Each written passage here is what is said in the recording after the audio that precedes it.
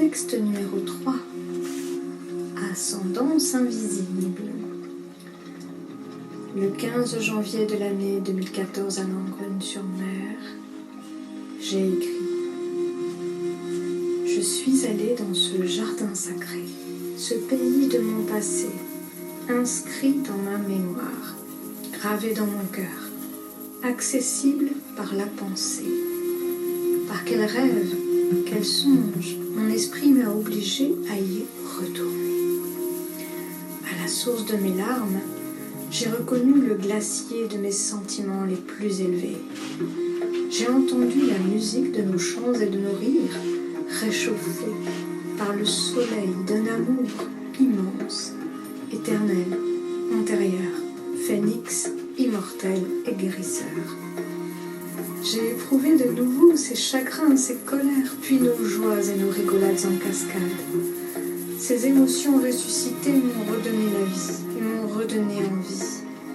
Je suis retournée dans ce vieux verger. Il continue de pousser si bien. N'a eu besoin d'aucun égard. Il a toujours vécu en moi et je l'ai transporté partout où je suis allée. J'avais beau lui tourner le dos, je ne voulais plus le revoir. Mais c'est la plus belle de mes histoires. Je n'ai plus envie de vivre dans l'oubli ou dans le déni. Je n'ai plus de propension à me barouder contre tout ce que fut ma vie. Aujourd'hui, je prends, j'endosse, je me charge, j'assume, j'accepte qui je suis.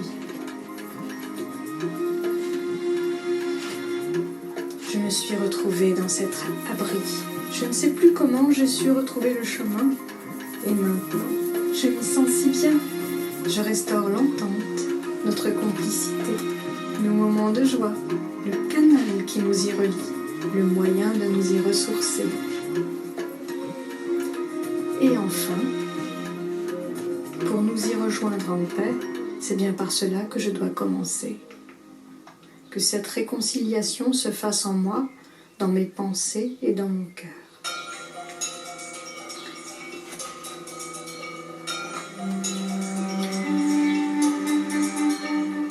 Elle est la fondation de la vie que je construis. Et je comprends que ces bases sont ce qu'il y a de plus solide, comme les piliers des temples les plus anciens, l'origine de notre humanité. Oui, de cette mémoire découle notre survivance. Ces réminiscences sont les plus belles efflorescences de notre paradis. C'est notre enfance qui nous réunit, comme les racines des arbres qui s'entrelacent sous la terre pour s'y accrocher quand les vents se déchaînent. C'est bien la plus belle des entreprises que je choisis de réussir aujourd'hui. Humble et personnelle, choyez cet Éden puisqu'il est notre trésor et j'y consacre grand soin pour que le meilleur en nous coule de source sans plus aucune entrave.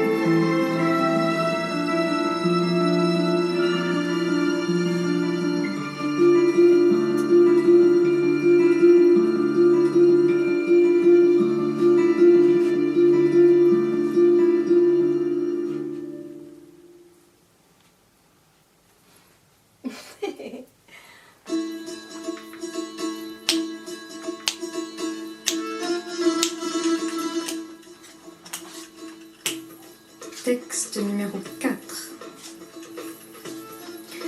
Du vendredi 7 février de l'année 2014 à Langogne-sur-Mer à samedi 17 juin 2023, rue du Clos-Caillé à Caen, j'ai écrit « Aime-toi ».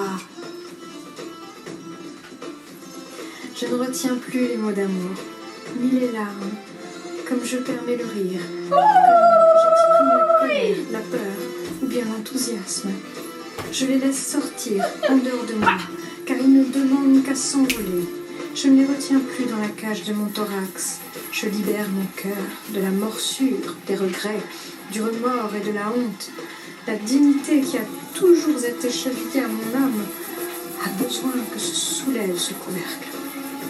Je fais de la force de ces émotions qui me submergent une puissance bénéfique, comme la vague que le surfeur chevauche, la bourrasque de vent que le marin attrape dans ses voiles, le feu dans la forge qui rend le dur modelable, qui rend le métal façonnable. Ce carburant décuple les facultés constructives et créatrices insoupçonnables qui dormaient cachées au fond de moi.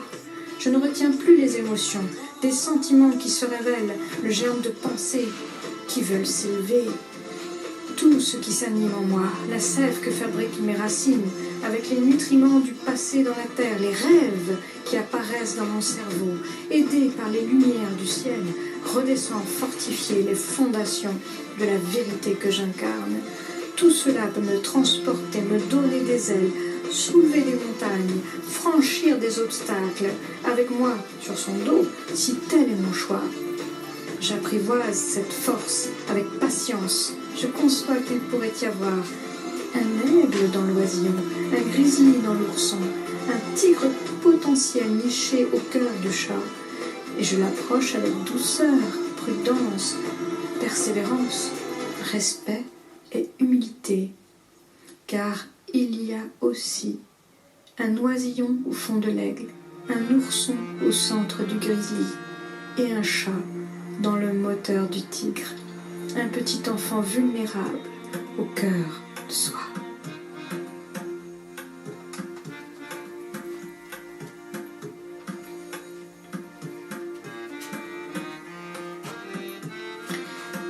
Si je combattais cette force, c'est contre moi que je me battrais.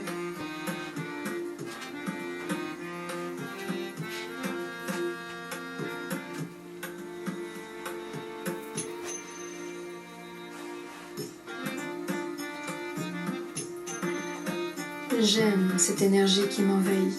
Je ne la laisse plus le temps me bouler, me passer au vinaigre, au lessivage en mode essorage.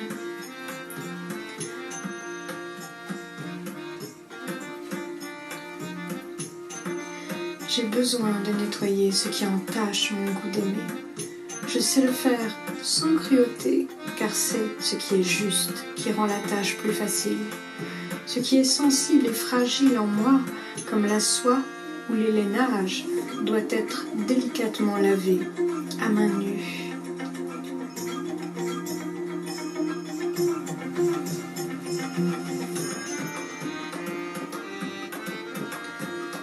Je ne permets plus à cette énergie de me broyer, de m'abîmer, car je sais que les punitions sont moins utiles que les actions réparatrices. Je l'accueille comme une amie, car il ne sert à rien de combattre le courant du fleuve. Il engloutirait toutes mes forces et je serais noyée. J'accepte que ce qui me dépasse peut me porter vers la rive convoitée et salvatrice. Je laisse les épreuves me traverser comme le cycle de l'eau dans mon corps. Je ne doute plus que l'amour qui a choisi mon cœur pour s'y établir a des intentions bienveillantes à mon égard, bien meilleures que ce que je suis capable d'imaginer, et qu'il s'y sent bien pour avoir choisi d'y demeurer chaque jour.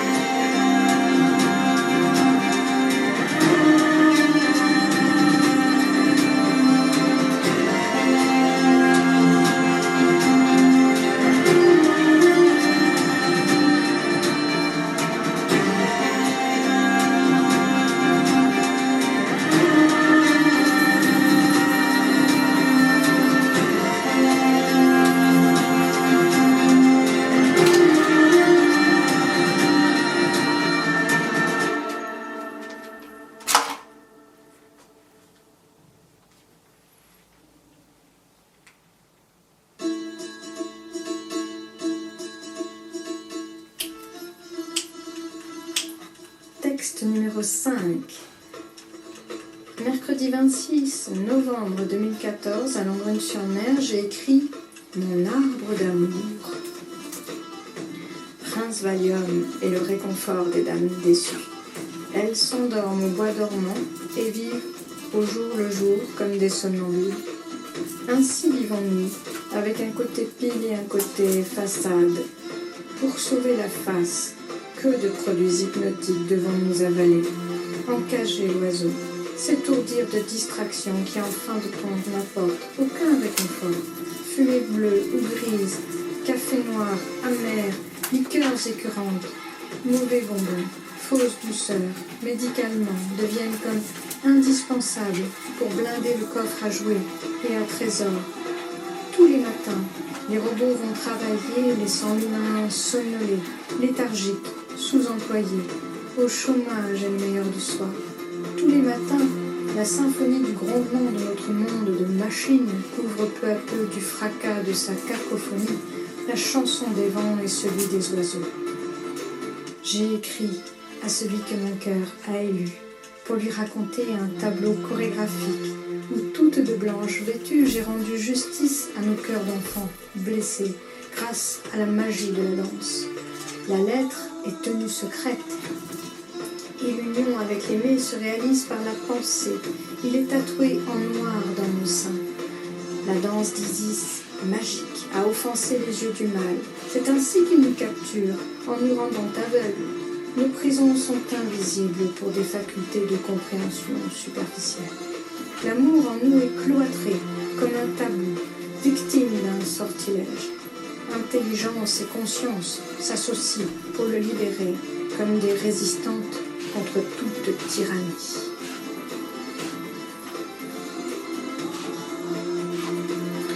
J'ai fait de ma tour d'ivoire un nid douillet, d'où j'envoie des messages à la lune et aux étoiles. Cette tour est la partie visible de mon domaine. C'est ma maison, mon refuge, mon abri, le royaume où je règne.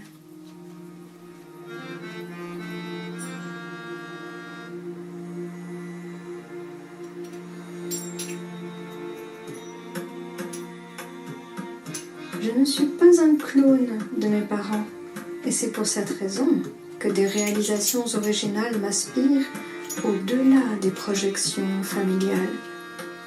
Je suis tout comme mes ascendants, une création unique et révolutionnaire, une œuvre de la maîtresse vie. L'indépendance et la liberté ne s'opposent pas à la tendresse et à l'amour filial. Elle lui donne de l'espace, de la grandeur.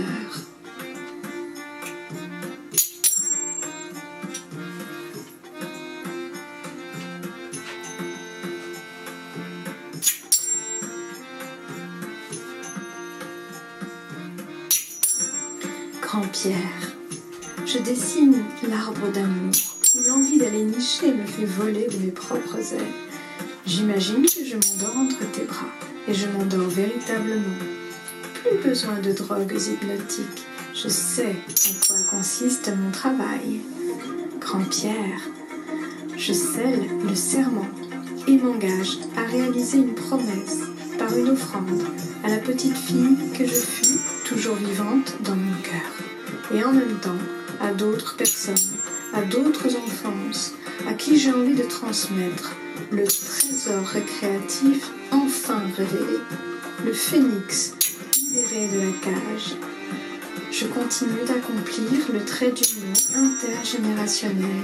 Je transmets la vie à mon tour, de la façon dont nous sommes unis, d'une manière affectueuse et spirituelle. Rien ni personne ne peuvent nous séparer.